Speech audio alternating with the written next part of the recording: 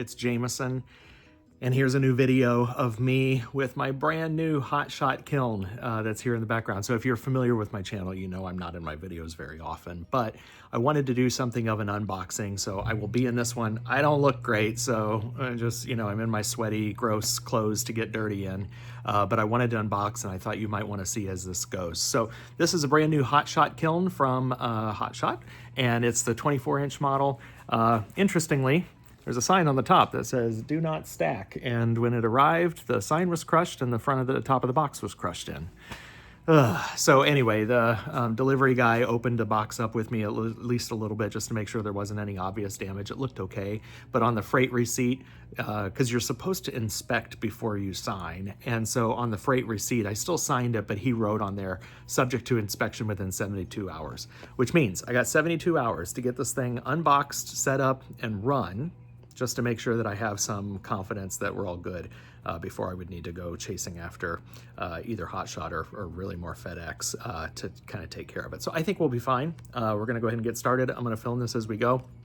And yes, and I've posted about this before, but I am now an affiliate of Hotshot. And so if you're ever interested in your own Hotshot kiln, I would certainly appreciate the support. If you use my code Jamaison10, you get 10% off your purchase at Hotshot.com. I think that's the website. But that's not what this is about. But you might be interested to see kind of what this looks like as I start to get it unboxed. And so that's what we're gonna do now.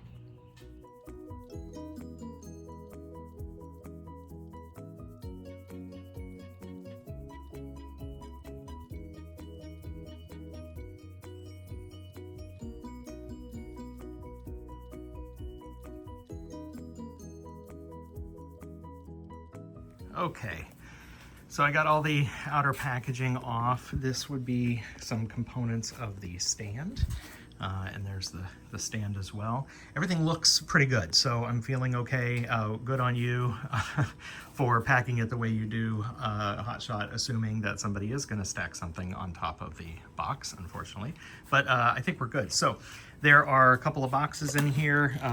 This is the wheels and the components for assembling the stand, and it also had instructions on how to do that. So there's that. Thank you very much. And then this other box had the tap controller and I assume the controller information. So I am going to do a little bit of reading.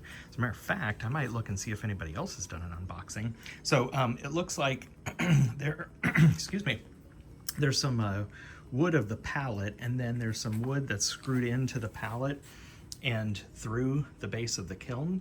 So I'm assuming I need to unscrew these, and then that will allow me to lift the kiln up off of the palette eventually. But I'm gonna just sit down now, do a little bit of reading.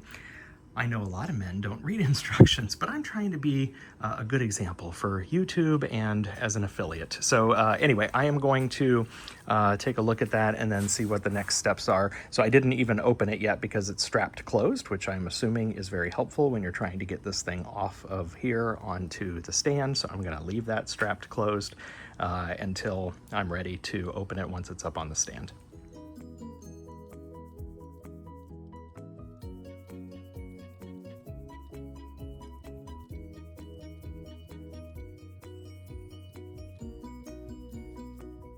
Okay, so the stand is assembled. So I have not tightened all of these. So the instructions, let me zoom out a little bit, say to finger tighten everything, get your casters on, then tighten the casters on, then flip it over, and once it's in standing position, then tighten everything else. So I'm gonna use the power tool to just help me out with that. But everything went together relatively well, just slow. My main goal was to make sure none of these metal posts, you know, fell into my car, and I did okay with that.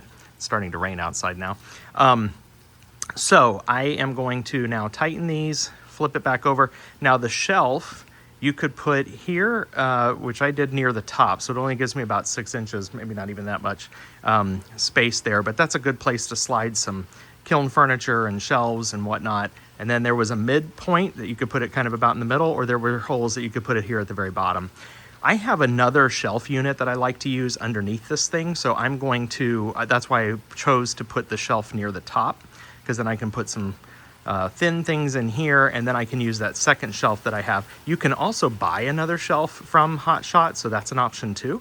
And then, but I already had one, and so not to fit this stand specifically. I'll stop rambling. But anyway, I chose what I chose. You do you. Everything very high quality so far. This stand feels amazing. Powder coated, it's beautifully finished. All of the holes aligned, which I don't know if you've assembled furniture from maybe a Swedish manufacturer in the past. They don't always align perfectly. This was perfect. The bolts, there were 2 extra bolts and 2 extra nuts. I'm glad, because one of the bolts didn't feel like it was threaded quite right, so I swapped it out. So I was glad to have a couple of extras. So all good. Would be easier if you had a buddy, maybe a husband. Dawn is gone, so my wife could not help me, but I could do it by myself. So now I'm going to tighten everything and get that done. I don't even think I'm going to film that, and then flip this stand over, and then this part is done. All right, so this is all tightened up and done and ready to go. Now the kiln has been bolted to the actual pallet, and so with these very long screws, and there's a unique head on those. It's not even really an Allen wrench, it's a square head, so you've got to have a bit that will get those out. So I happen to have one, thank goodness, but just a heads up, because there's nothing that I can find anyway that's included with the kit, the packaging here, to help you remove those. So anyway, I've got a bit. I'm going to go through now and remove all of these so that we can then actually lift the kiln off of the pallet. Okay, so I've got the screws out, have pulled those pieces of lumber out. Now I might actually put them back in, but from the side, because there are some side spaces here that might make it easier for people to lift this. I definitely need help. This is heavy, and getting it onto the stand is not going to be easy. This is probably a 4-man job for very strong men, and I'm not one of those. And I have a jacked up shoulder, so I don't know. We'll figure it out. All right, here we go. I did not even film that, but it took 3 guys and lifted it up and got it on there. I don't know how heavy the kiln itself is, so don't ask, but maybe it's on Hot-Shot's website. But 3 very able-bodied young men, my daughter's friends and a neighbor, lifted it up and got it on there just fine. So now I get to roll it into place. Okay, it is in its spot here, and I have cut off the zip ties that were holding it closed, and so here is the inaugural open. There she is.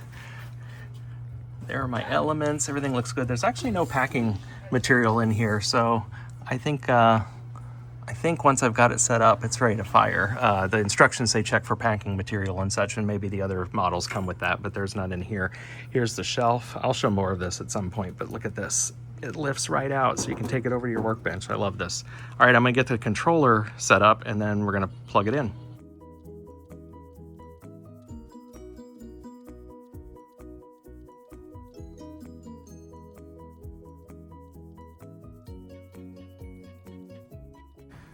All right, the control box is on, everything is plugged in, the kiln is plugged into the wall, and you only need 3 inches according to Hot-Shot. They've got these fans back here for the cool touch, and you only need 3 inches between the wall.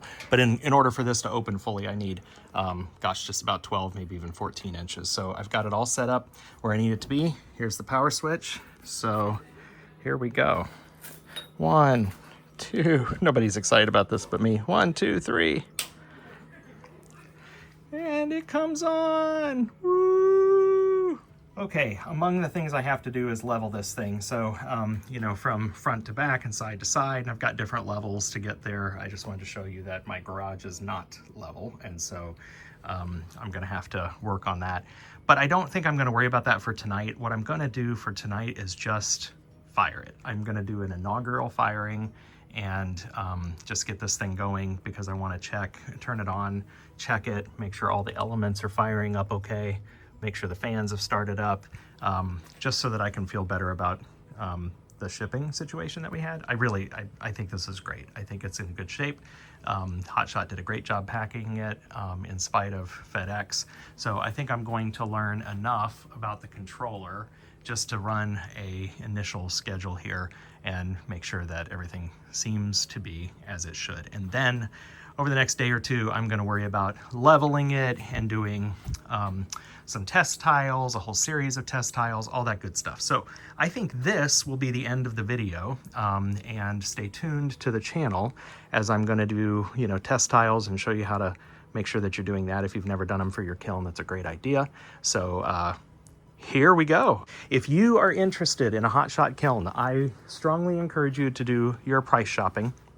So there are lots of retailers, distributors that carry them, or you can order from Hotshot directly. I am an ambassador, an affiliate, if you will, for Hotshot. So if you want to get 10% off using my code directly at Hotshot's website, Jamaison10, the information's at the bottom here, I do get a commission for that, which I greatly appreciate because it helps me keep all of my content free. So, you know, if you do your price shopping and everything is equal, gosh, I would certainly appreciate you ordering directly from the company and using my code and giving me a little 10% off. I love glass retailers across the country and support them. And, you know, I talk about them all the time.